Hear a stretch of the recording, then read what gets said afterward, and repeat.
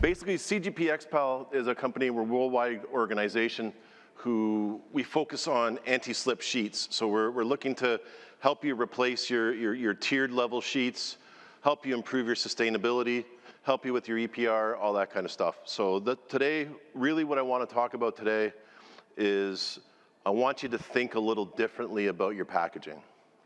I want you to take a little different approach to when you're looking at your tertiary packaging. The show's been great for the last couple of days. I've been hearing a lot of great things about primary packaging, the things that we're doing to recycle, how we're growing. But oftentimes what happens is your secondary, your tertiary packaging ends up getting forgotten about. So I want you to think about that a little bit today. That's all the presentation is about, is to rethink a little bit how you do your business. So first off,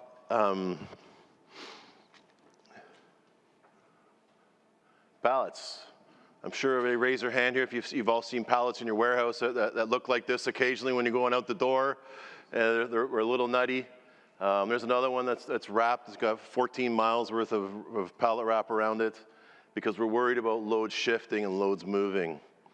So one thing that we try to do is we try to get people away from wrapping their problems and start thinking about different ways of why this pallet is moving. So we've all had things happen to our stuff, and we see lots of these bins with lots of shrink wrap. People are discarding it. We see this at our customers, at the end users, at the retail outlets. We see this at our club stores, and we see this obviously in our own facilities. So we're trying to help people with that. And obviously loads, I think we've all had a few of these show up sometimes at facilities, when our product shows up and it shifts and it moves. So that's what we're here to talk to you about. We're trying to get people to think about stop wrapping your problems, smarter load stability without using more plastic. A lot of times we think, oh my goodness, this load, these nice shiny glossy boxes are sliding all over the place and moving. We got to wrap it to contain it. We want you to think a little differently about that. And that's what we try to bring to the table when we want to talk to you about this. And this is what we need to think about today. The hidden costs of load failure. When a load fails, our first instinct as manufacturers is we got to wrap it more. We got to protect it more. We got to put more corrugated out. We got to put corner posts on it. We have to wrap it. We all think about all the things about trying to work around the shifting and the moving as opposed to actually focusing on what's causing it to move. And that's where you start changing your thought process. We add all these extra things, and yet the pallets still continue to move, the product still continues to slide, and we have some issues. And some of the biggest hidden costs that people don't understand if you don't, and a corrugated box as an example, the stacking strength in a corrugated box comes from the corners. Right? So when you're stacking boxes, you want to make sure you're going corner to corner to corner, especially if you're doing column stacking, because that's where all your strength of your box comes from. As soon as that box moves or shifts or it moves an inch or so, you lose almost 45% of your stacking strength of your box. So it is a problem when your boxes do shift. Even if they just kind of shunt and move around a little bit, you're causing some issues. So you want to try, if you can get something to layer in between, inside, control the friction of your product moving, it's going to give you a much more stable load. Your boxes will do the job that they're designed to do, and you can move forward. If not, you're going to have some issues. We talked about damaged products. We've got, rewraps in the warehouse. Does anybody, keep track of how much it costs to rewrap or repack a pallet that's fallen over? We've also got missed delivery windows. You can miss a window, or how many times, I'm seeing this now with a lot of places where we ship our products in, the truck gets it. If they just open the door and see one skid just kind of wonky or tipped over, they send the whole load right back. So these are the hidden costs that sometimes we're not looking at when we look at things. There's other things too. There's safety issues. People in our own warehouse, when you got one of those pallets that's kind of wonky, they can fall over on people. You're moving it within your own facility, and if it gets to our customer's warehouse, if it's a wonky pallet, it could fall over on them too as well. So these are all important hidden costs that we don't look at. And then also at the end of the day, ultimately, it's customer complaints. And the less we handle something, the less we move it, the less we have to deal with it, the better off we are. So, and these are all, some of these are called, we consider these invisible problems, that sometimes as an organization, we don't account for that. It's easy to account for the product damage. Okay, it costs this, it costs that. It's all the intangible stuff that sometimes we don't capture. So we're asking you to shift your thinking from friction and force. That is what we want you to think about. Instead of asking, how do we hold this load together, we should be asking ourselves, why is this load moving in the first place? And if I could stop my products from moving, I don't need to spend all this extra time and extra energy and product to prevent it from containing it. So friction greater than force. So as I mentioned, how do we hold this load tighter? Instead of asking that, hey, geez, what do? We got to wrap it more, wrap it more. We're doing it 14 times, let's do it 16 times. To now we need to ask, why is it moving in the first place? And that's a shift in thought process, because everybody automatically assumes more corner boards and more wrap. And we have to start thinking about, I don't need to add more packaging, I need to be smarter about my packaging. And I need to figure out ways to prevent my products from sliding around. Traditional packaging tends to focus on containment. Smart packaging focuses on stabilization. And this is where we talk about that. So traditional packaging is containment.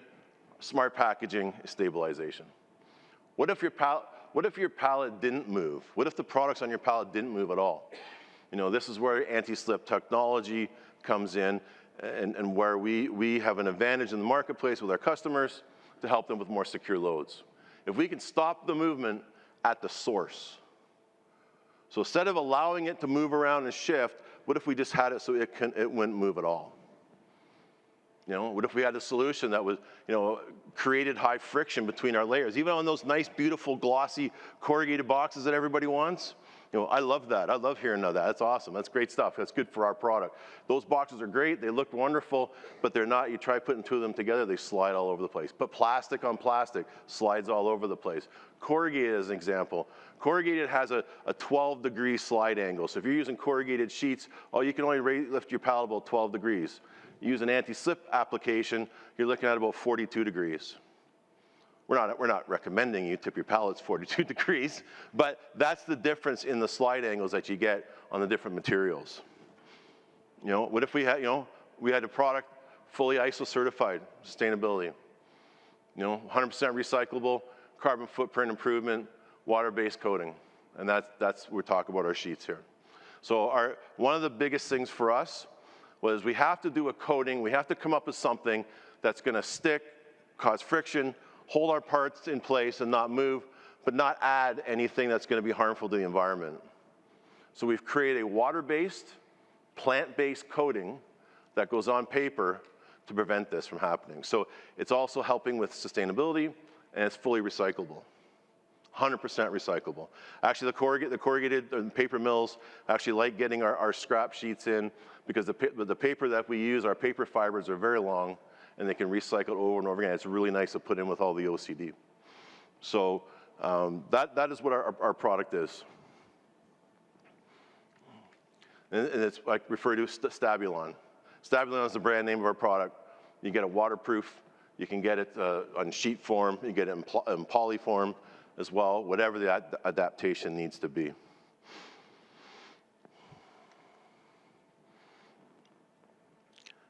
So the goal really is not to overpower movement. It's really to try and prevent movement of your product.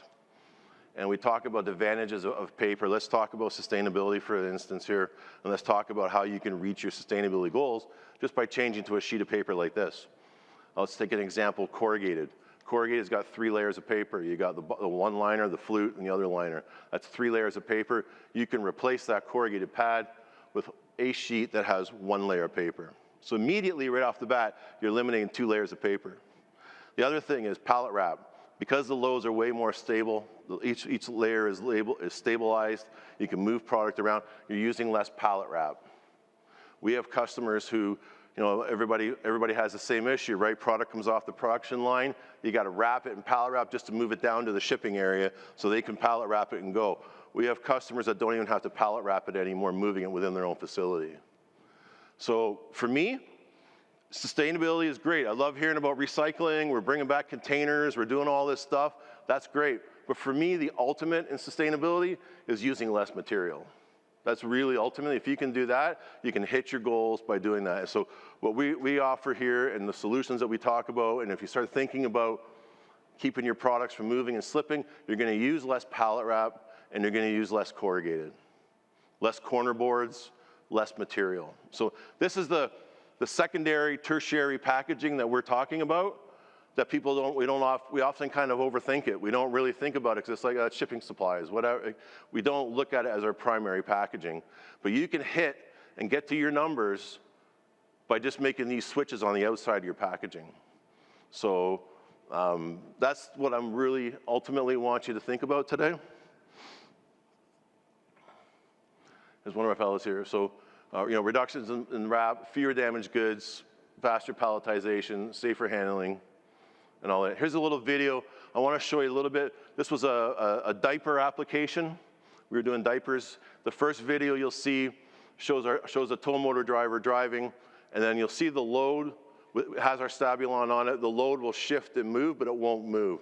The second load will show you just on corrugated pads without any Stabulon whatsoever, and you'll see the difference. It's not very long, 2 seconds, 5 seconds maybe. This is with the Stabulon.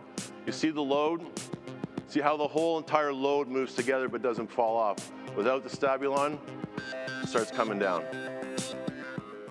So this is what we're talking about. That's it for that. So if you can contain that entire load, and the load is one unit, and parts aren't falling off the top, because once they start going, we all know that, right? Once they start going, everything goes.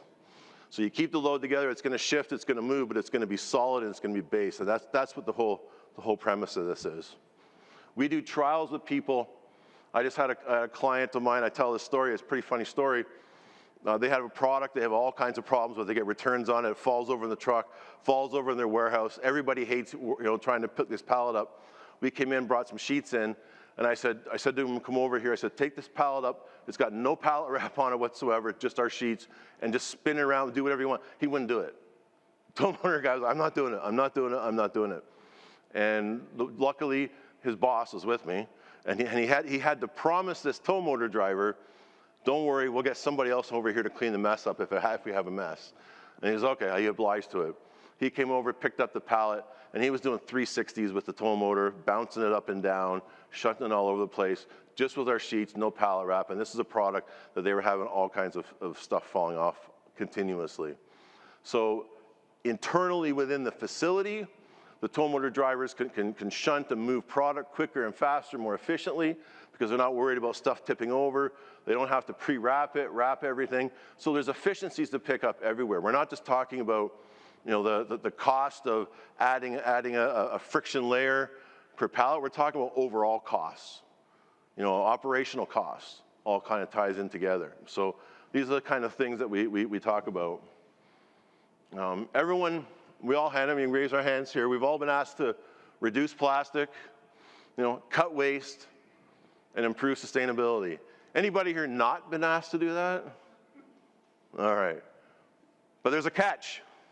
You need to reduce plastic, cut waste, improve sustainability, but you just can't sacrifice performance. So it better perform the same or better, but you have to cut back all these materials to help us get to our goals. So real sustainability for us isn't just using green materials. Real sustainability is fewer damaged shipments, fewer reshipments, less total packaging. In our mind, the most sustainable shipment we can have as a manufacturer is the one that arrives perfectly the first time, and it gets there. And that's what we need to focus on. You know, we want to go from something like this to a nice stack pallet like that. 3 things you can do tomorrow. Some things I want you to take away from our presentation. Really, my presentation today, and those of you who stopped by our booth, I see some faces here that we've had some good conversations with. Those who stopped by our booth and we talked to you, What we're trying to do now is we're trying to educate you. We're trying to educate people and get people just to think, and no pun intended, but think outside the box. Just think about things, doing things differently. Because it's so easy to do what we've always done, but companies need to have the courage to do things differently and look at things differently. And those who are hitting their goals, those who are getting to where they need to get to, are the ones who have that courage to think about things differently. So what can you do tomorrow? Let's audit your failures. Talk about your failures. You can talk to someone like one of my colleagues or myself here about some failures you're having in loads, or just identify them yourself to realize, okay, what is causing, and look at that differently. Audit your loads, audit your specific pallets, audit your specific situation, and find out what are we doing here. And I'll guarantee you've probably had that situation for quite some time. You've tried different things, thrown corner posts on it, wrapped it 17 more times. We've done all kinds of things, and it's still having issues. So we need to think about it a little differently from what we talked about today. Test friction and not just the wrap. Because we're all, like I mentioned earlier, we're all going to these nice high gloss boxes, high gloss bags. We're doing all kinds of, or funky bags that look really cool, but they don't stack well on a pallet. If you can just interlayer some stuff in between, give you much more stable loads. And also, challenge your current setup. What are you guys currently doing right now? Challenge it. It takes courage. Let's be honest. I see it every day. People in the plant, people who are working on the floor, people in general, don't like change. They don't, oh, we've always done it this way. That won't work. I'm not trying it. We have to have the courage as a company and as individuals within our own organizations to challenge what we're currently doing. Because we're going in a direction that we're going to have to make these changes eventually anyways. So why not be a leader and do it now? And think about your operation. I'll give you an example. Corrugated sheets, you're using corrugated sheets as layer pads on your pallet. You get about between 300 and 500 sheets on a pallet. These type of sheets, 5,000 sheets. So from an operations point of view, now we're talking about footprint, carbon footprint, how much space we're using in warehouses, and how much space we're using, and we're paying an employee to swap out a pallet of corrugated every hour because they're running out of corrugated sheets. You can set this up and let it go for the day. I've had a lot of companies buy from us only because the operations manager is like, this is great. I can now have that person go do something else. They can set it up, leave it for 3 days, come back and swap out the roll. So that's an important side effect. The other thing also as well from an operational side, because we have 5,000 sheets on a pallet opposed to corrugated, we get 26 pallets on a full truck. 26 times 5,000 is a heck of a lot of sheets. That's probably about 15 to 20 truckloads of corrugated. So if you're bringing a lot of corrugated pads in, you got to book appointment times, you got to have shipping, you got to have receiving, you got to have people unload that, you got to have warehouse space to put all those pallets, put all that product. When you could be using that for manufacturing, you can use that for something else. Those people who are unloading truck, they're already busy enough, they can do other things. Lastly, one of the big things, obviously, reducing your pallet wrap. You're going to have less bins full of wrap. Nobody knows what to do with it. It's dirty, and you're helping yourself. And you're still getting the same production out of it, or even better pallet. So these are things from an operational side that we need to think about. Walk away from here today. Dave Ferris at CGP came in and told me, stop wrapping my problems. Okay, so you remember that? Stop wrapping our problems. Think that way. Whether it's whatever you're doing, we have to get away from that because we need to go in a new direction. If you take one thing from away today, low stability is not about adding more. It's about designing smarter. And let's be honest, that's kind of where we're at today with all of our packaging, right? We're here to design smarter, do things better, not the way we've always done it. Better friction is safer loads, less waste, lower costs, reduced line interruption. Are any of these bad things? None of these are bad things. These are all good things. We all want these things, right? And honestly, fear headaches.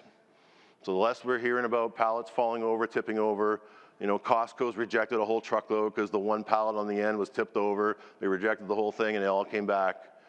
You know, especially with fuel rates nowadays, trucking, all that stuff. That's what we said earlier about your best load is your load that arrives the first time correct, and it's good. So this is the kind of things that we need to talk about because these are real life problems. So you know, as our group, so we don't deliver services, we deliver outcomes together. So my short little 2-minute sales pitch on CGP, we provide free trials for people because it's still a learning process because we're trying to get people to think differently. So we still have to provide trials. We have teams of people that will come in, go with you, work with your people on the lines to get the product to work because we believe in it so strongly, and it's a new product and it's a new way of thinking. So we will help you do that. And that's it. So thank you very much, everybody. I got you out of here pretty quick before lunch, so we're good. Anybody have any questions at all? Yes? How do you balance when you're going to make a column stacked pallet versus interlocking the layers to keep it more stable? What do you mean by how do we balance that? Well, I mean, so a lot of times you want a column stack to get the most strength. Like you were saying, the 45% reduction in strength is definitely not appealing. But sometimes you want to interlock in order to make sure that you have a solid load. So how do you, when you're going into a new project, how do you think about the balance of those two things? Just so everybody knows here too as well, I've got a 30-year background in corrugated before I started working at CGP, so I'm coming from the opposite side. That's a very good question. Typically, obviously, whenever we can, we always recommend that you do an interlock pallet pattern way better than a column stack. Column stacking, you can go 2 or 3 layers. We don't recommend going all the way if you can afford it. Some people have to do it, just how it is. That's even more important why you need to have more tier sheets for every layer. If you're interlocking, sometimes we can get away with having a tier sheet every 2nd or 3rd layer. So you don't have to use one on every single layer. So that's really the difference when we're talking about it. If it's column strength and it's going relatively high, you're probably looking at one going every layer, as opposed to going every 2nd layer maybe when you're interlocking. Does that answer? Okay. Anybody else have a? Oh, there's one. Thank you for the presentation. Is there any reason that you guys are targeting like a 40-something degree tipping angle? My assumption here is like the better friction you get, you need more coating on it. That means more cost on it. But it seems like you don't need to, like you will never in a case like, you know, tip the pallet like 40-something degree. I see some on the specs are 55 degree, which is impressive, but is there a reason for that? Or do you have any intermediate stage like offering? No, our standard is 42 degree angle slip. And quite honestly, it tests a little bit higher than that, but we just say it's lower. We also have another product called Stop, which is actually can go 55 degrees, which is more for large bags, heavier stuff when you're going. So we do have different grades. We also have different grades of paper. You know, our standard grade is a 100-gram sheet, but we can go right up to an 800-gram sheet. We also do the coating on corrugated sheets as well as film. So the coating never changes. The coating's the same, it's just the material that we use. So we've got multiple applications. It's funny because we talk about tier sheets, well, there's layer pads, but honestly, every application is a custom application that we sit and work with you. What are you using for your packaging? What are you using for your printing? What issues are you having? And then we recommend what material to use in that. Does that kind of answer your? Yeah. Okay. Thank you. I have another question. It's interesting like that technology can save the amount of wraps on it. Did you guys do any research on that? Like with your sleep sheets, like how many wraps are you saving? Does it mean saving plastics to achieve the same amount? We actually have some case studies that we've done. I'm not sure, do we have one at our booth, Tony? Yeah, we have case studies that we've done with people and we can do this for you too, because they use it as a marketing tool for their company. How much did we save? And we can calculate, you know, how many trucks they've saved coming in. We can calculate how much material they've saved, how much they're reducing their wrap by. We can do a whole case study for you that you could present and use it part of your sustainability team, as well as presenting it to your customers too. Template that's available that if you're willing to give us all the information and be transparent with us, you give us all your information regarding the cost of your material, what you're using, the size of the sheet. We have a template that can actually pull that data and show you all the savings. Yeah. More clear. It's one thing we do before we do any testing with a customer. We always get the baseline first, right? What are they using? How many wraps are they using? And then we work it down from there. So the customer can see, wow, this is really a lot less material than what I was using before, and I'm getting the same performance or better. So, Thank you. does anybody else have any other questions? No? It's lunchtime? We're all good? All right, thank you everybody so much for coming out today. I appreciate it. Thank you.